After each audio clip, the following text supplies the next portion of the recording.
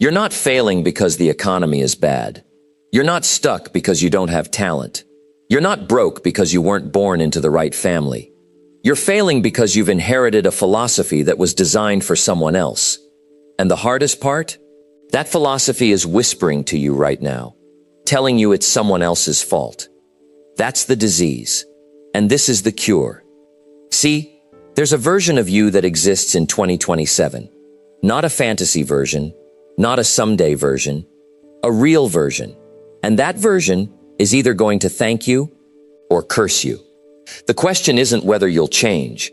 The question is whether you'll change on purpose or by accident. Because the man or woman you'll become is not a mystery. They're the direct result of the daily decisions you're making right now, today, this week, this month. And if that future version of you is broke, lonely, and tired, that's not bad luck. That's not the universe being unfair. That's arithmetic. Let me tell you something most people don't want to hear. Your life isn't complicated. Your situation is. But your life is following a simple equation. Philosophy, attitude, behavior, results, lifestyle. That's it. That's the whole thing. Right now, most people are trying to change their results by working harder at the behavior level. They're saying, I'll just work more hours. I'll just push harder.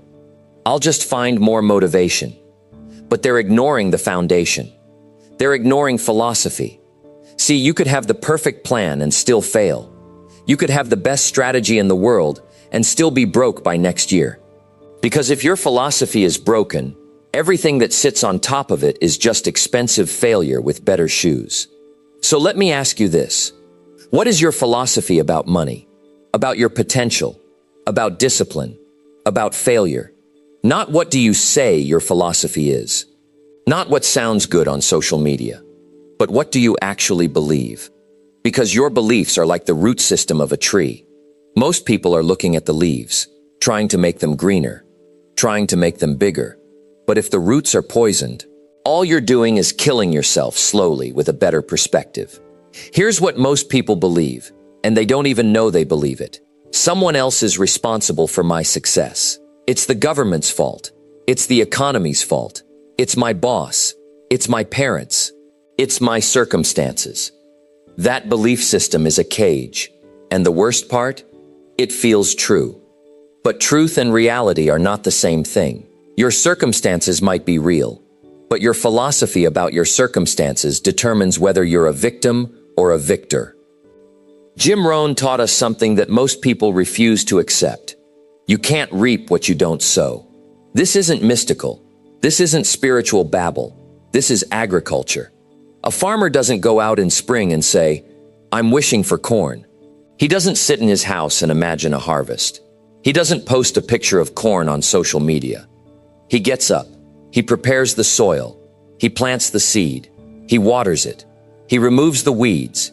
He tends it day after day after day. And then he gets a harvest. The farmer knows something you've forgotten. There are no shortcuts in nature. Now, what are you sowing? Are you sowing discipline, or are you sowing habits that keep you weak? Are you sowing knowledge, or are you sowing ignorance? Are you sowing integrity, or are you sowing excuses? Because I want to tell you something that changed my life. You will not rise above the seeds you sow, period. And here's the tragedy. Most people know this. Deep down they know, but they keep asking the wrong question. They keep asking, when will it be easy? They keep asking, when will it be fair? They keep asking, why do I have to do this?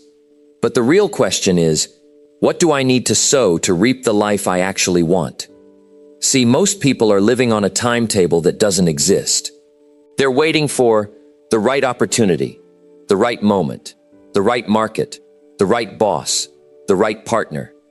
And while they're waiting, someone else is sowing, someone else is working, someone else is building discipline, someone else is learning. And you know what happens? That person reaps, and then we call them lucky. But luck is just preparation meeting opportunity. And preparation only comes from sowing. Here's a question for you. What would happen to your life if you exercised the same discipline with your goals that you do with your phone. Think about that. When your phone battery is low, you don't say, "I'll just wait until it's convenient to charge it." You find a charger. You make it happen. That's discipline. When you're hungry, you don't say, "I'll wait until conditions are perfect to eat." You find food. That's discipline. But when it comes to your dreams, when it comes to your potential, when it comes to your future, suddenly, discipline feels like punishment. Suddenly, it feels optional. Suddenly, you're waiting for motivation. But let me tell you something Jim Rohn knew in his bones. Discipline is not punishment. Discipline is the price of freedom. Think about that. The most free people on the planet are the most disciplined, not the least. The entrepreneur who controls their time, that's discipline. The athlete who controls their body, that's discipline. The person who controls their thoughts, that's discipline. And yet, we've been taught to believe that discipline is restrictive. We've been sold a lie. You want to know what's actually restrictive? Debt, addiction, mediocrity, living someone else's life. That's restrictive.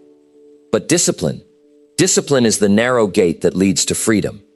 And here's what makes it worse. We don't see the cost of indiscipline. We see it as freedom in the moment. I'm free to sleep in. I'm free to skip the workout. I'm free to eat what I want. But you're not free. You're just deferring the payment, and the bill always comes due. See, I talk to people all the time who are drowning in regret. They're 45 years old, and they say, "I should have started earlier." They're overweight, and they say, "I should have started the diet."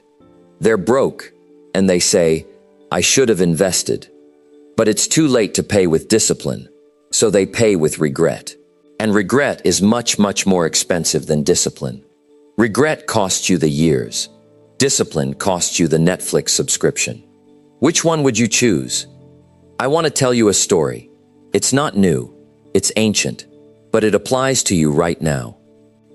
Two farmers, same village, same soil, same weather, same opportunities. Farmer A wakes up at 4:30 a.m. He's not a morning person, but he does it anyway. That's discipline. He walks his fields and checks the soil. He knows what to look for. That's knowledge. He plants with intention, not randomly, not hoping, with intention. That's clarity. He waters, he tends, he removes weeds. He does this for months. No results yet, no payoff yet. That's faith. Farmer B? Farmer B is sleeping until 8. Farmer B is checking on his crops once a week. Farmer B is hoping for rain instead of building irrigation. Farmer B is complaining about the market instead of improving his yield. Both farmers wait for the season to end. When the harvest comes, Farmer A has abundance. Farmer B has just enough. Maybe not even that. Farmer B looks at Farmer A and says, "You're so lucky." But it wasn't luck. It was the small decisions compounded over time. It was 4:30 a.m. instead of 8 a.m. It was knowledge instead of guessing. It was daily tending instead of weekly checking. It was intention instead of hope. Now, which farmer are you right now? And here's what's critical. You don't have to be Farmer B next year. The season hasn't started yet. You still have time to change your philosophy. You still have time to start sowing differently. But only if you accept this truth. You can't be lazy and rich at the same time. You can't be undisciplined and free at the same time. You can't be negligent and successful at the same time. Those equations don't work in nature, and they don't work in life. Here's something Jim Rohn said that nobody talks about anymore. Formal education will make you a living. Self-education will make you a fortune. Think about that. School teaches you a job, but it doesn't teach you how to build wealth. It doesn't teach you how to think. It doesn't teach you how to lead. It doesn't teach you how to speak. It doesn't teach you how to sell. It teaches you compliance, and compliance doesn't build empires. So here's the question. After you finish school, do you stop learning? Because that's what most people do. They get their diploma and they think, okay, I'm educated now. They close the book. They stop reading. They stop learning. And you know what that means? Their thinking stops evolving. Their income stays the same. Their perspective stays frozen in time. But here's the beautiful part. The person who reads 1 book a year isn't more educated than the person who reads 0 books a year. They're transformed. The person who listens to 1 educational podcast a day isn't slightly better informed than the person who listens to 0. They're operating from a completely different reality. Because compound learning is more powerful than any other force in your life. Think about this. If you read 1 book a month, that's 12 books a year. In 10 years, that's 120 books. You'll know more about life than 99% of the people on the planet. But we don't think that way. We think, 1 book won't matter. True, 1 book won't matter. But 120 books? 120 books will rebuild your brain. So here's what most weak people do. They wait for the perfect book. They wait for the perfect course. They wait for the perfect mentor. But here's what strong people do. They read good books, even if they're not perfect. They take imperfect courses. They learn from imperfect mentors. Because they understand that imperfect education is better than no education. And every single day, they're getting stronger. I want you to understand something that most people get wrong. You don't need a massive transformation. You need a small discipline, multiplied. See, most people look at someone successful and they think, wow, they must have done something huge. But usually that's not true. Usually they did something small, 1,000 times. The person with perfect abs didn't do 1 massive workout. They did a 20-minute workout, over and over and over. The person with $1 million didn't make 1 massive sale. They made small sales, consistently, over time. The person with an amazing relationship didn't have 1 perfect moment. They had 10,000 small moments of kindness, patience, and presence. This is what kills most people's dreams. They're waiting for the big break. But big breaks don't exist. What exists is small disciplines, repeated. So here's what I want you to understand. You don't need to be amazing at everything. You need to be disciplined at a few things. Just a few things. What if you committed to reading 20 minutes a day? Exercise 30 minutes a day. 1 difficult conversation or important task per day. Investing 1 hour a day in your skill. That's it. That's barely anything. That's only 2 hours a day. And yet, in 1 year, you would have read 30 plus books. You would have worked out 180 plus hours. You would have completed 365 difficult conversations or tasks. You would have invested 365 hours into mastery. Do you understand what you would become? You wouldn't be the same person. You wouldn't recognize yourself. But here's the catch. It's not easy. Not because it's hard, but because it's boring. It's not glamorous.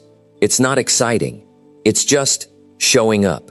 Day after day after day. And that's why most people won't do it. Because they're waiting for it to feel good. They're waiting for motivation. They're waiting for inspiration. But discipline isn't about feeling good. Discipline is about doing the thing anyway. Let me tell you about the most dangerous word in the English language. Later. Later, I'll start that business. Later, I'll go back to school. Later, I'll fix the relationship. Later, I'll get healthy. Later, I'll learn that skill. And years go by. And later becomes never. See, right now, you think you have unlimited time. You think, I'm young. I can start next year. But you're not thinking about the math. Let's say you're 30 years old. Let's say you live to 90. That's 60 years left. That sounds like a lot, until you break it down. 60 years is 30 times what you've already lived. But if you've spent the last 30 years sleeping, eating, working, and not building, why would the next 30 be different? Most people don't change because they don't feel the urgency. They think, I'll do it when I'm ready. But readiness is a feeling, not a condition. The condition is now. The condition is always now. And the person who understands that will be a completely different person in 5 years than the person who's still waiting. Here's what I want you to do. I want you to fast forward to 2031, 5 years from now. What does your life look like? Are you the same person, or are you someone completely different? Now, here's the hard part. That difference you're imagining, that only happens if you start now. Not when you feel ready, Not when the time is right. Not when the conditions are perfect. Now. Because every day you wait is a day that person you want to become is not being built. Think about it like this. If you wanted to build a house, would you wait until you felt like it? No. You'd hire a contractor. You'd break ground. You'd start building. But for your life, for your character, for your skills, you're waiting for a feeling. And that feeling will never come. Because feelings follow action. They don't precede it. One of the most misunderstood things about life is this. Failure is not permanent. It's a season. See, most people treat failure like it's a destination. They fail once and they think, okay, I'm a failure, and they never try again. But that's not how nature works. Winter always comes. Every single year. Sometimes it's harsh. Sometimes it's mild. But it always comes. And farmers don't stop being farmers because winter exists. They understand. Winter is a season. Spring will come. But here's what most people do. They experience one winter, one loss, one mistake, one setback, and they forget about spring. They forget that seasons change. So they give up. And they say things like, I tried, and it didn't work, so I'm not meant to succeed. I failed once, so I'm a failure. The economy is bad right now, so there's no point in trying. But all of that is just a misunderstanding of seasons. Here's what strong people know. Winter teaches you how to prepare for spring. Loss teaches you how to value what you have. Failure teaches you what doesn't work, so you can try what does. So the question isn't, will I face a difficult season? The question is, what will I learn during this season that makes me stronger? Because every season serves a purpose. Right now, maybe you're in a winter. Maybe business is slow. Maybe the relationship is hard. Maybe the goal seems impossible. But that's just a season. And if you understand that, you don't despair. You prepare. You learn. You build. You strengthen your roots so that when spring comes, you're ready. Most people do the opposite. They despair in winter and they squander spring. Then they blame the calendar for their failure. Here's something nobody wants to hear. You can't change the other person. You can't change the government. You can't change the economy. You can't change the past. You can only change you. But that's the hardest thing to accept, isn't it? Because it means the power was always in your hands. And if the power was always in your hands, then whose fault is this? That's the realization that transforms people. I talk to people who are broke, and they say, the system is rigged. Maybe it is, but you're still broke, aren't you?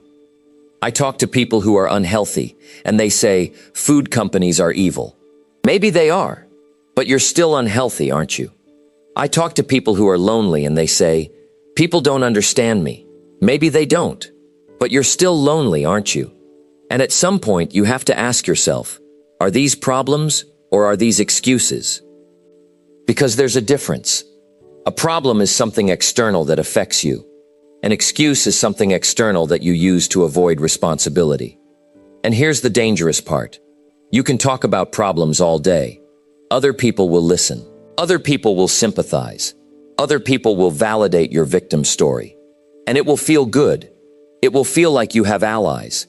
But it won't change anything. Because the only person who can change your life is you. So here's what I'm asking you to do. Stop blaming the mirror for what you see.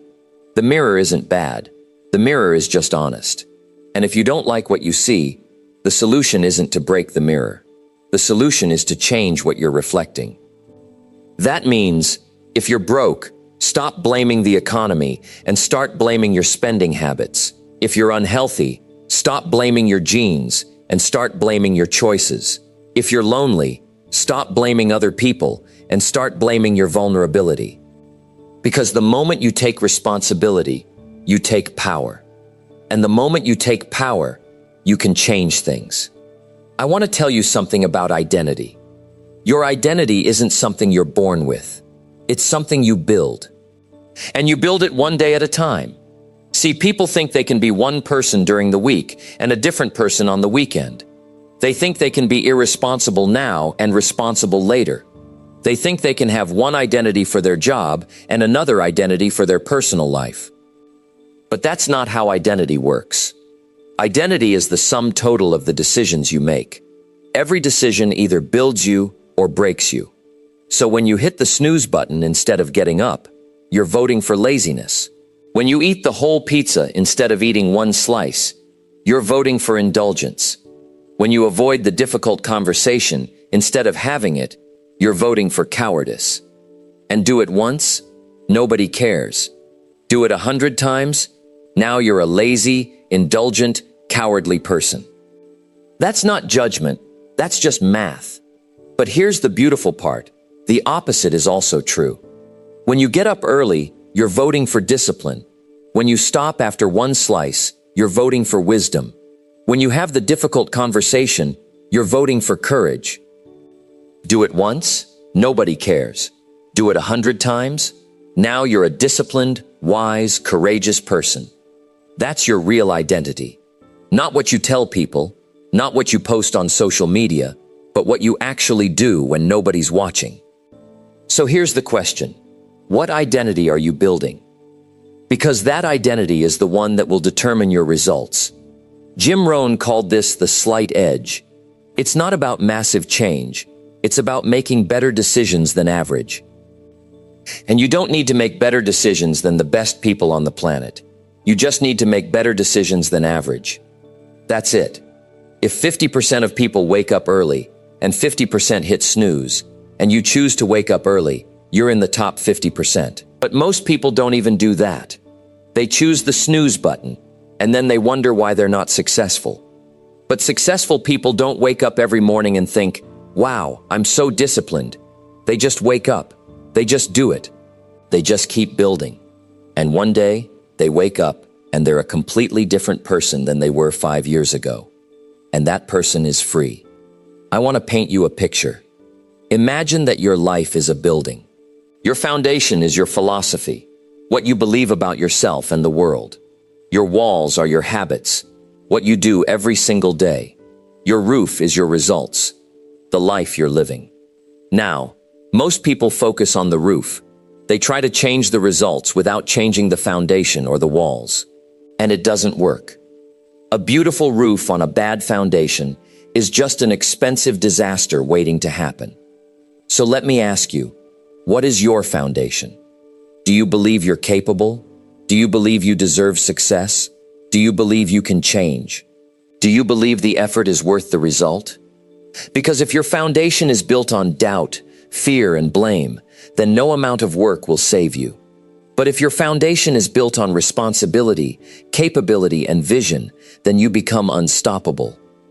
Now, given your foundation, what walls are you building? Are you building walls of discipline or walls of procrastination? Are you building walls of learning or walls of ignorance? Are you building walls of action or walls of waiting? Because those walls will hold up your roof. And the roof that sits on top, the results you're living right now, that's just the physical manifestation of what's underneath. You can't have a nice roof on a bad foundation. You can't have results you love when your habits are killing you. So here's what I want you to do. I want you to get really honest about your foundation and your walls. Don't tell me what you wish your foundation was. Tell me what it actually is. Don't tell me what habits you wish you had. Tell me what habits you actually practice. Because that's the only way to change. You have to see the truth, and then you have to be willing to rebuild. And rebuilding is not fun. Rebuilding is not quick. Rebuilding is not easy. But it's the only way to change the roof. I want to talk to you about who you're becoming. Not who you are. Not who you were, but who you're becoming. Because right now, you're in the process of becoming someone. That process doesn't stop. It continues whether you're aware of it or not. The question is, are you becoming someone you admire or someone you're disappointed by? Because 1 year from now, you will be a different person. 2 years from now, you will be transformed. 5 years from now, you'll barely recognize yourself. But only if you're conscious about the transformation.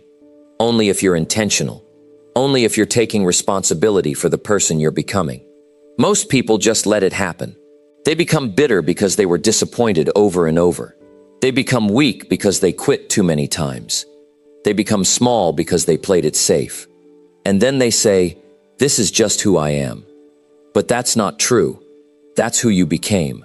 And you can become someone different. Starting now. See, the person you want to become is not waiting for the perfect conditions. They're waiting for the decision. They're waiting for you to look in the mirror and say, "Enough." Not enough.